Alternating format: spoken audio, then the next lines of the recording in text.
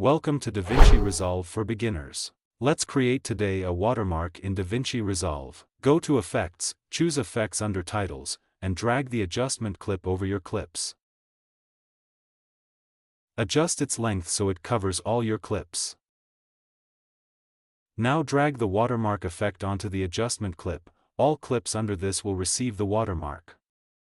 Next, in the inspector, adjust your watermark settings. Use the blend function to control visibility. Type your text.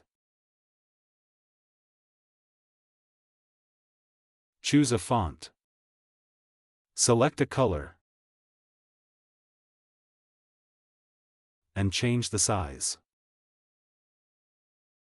Adjust the width spacing and the copy's width.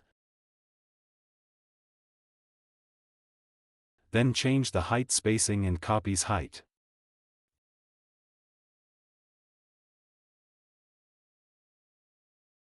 If you want to use your logo as the watermark, check Use Logo, and drag the logo file from the media pool onto the clip name. Now change its size, and adjust the saturation, if you want your logo to appear in color. Repeat the steps above for further adjustments, just as you did with the watermark text.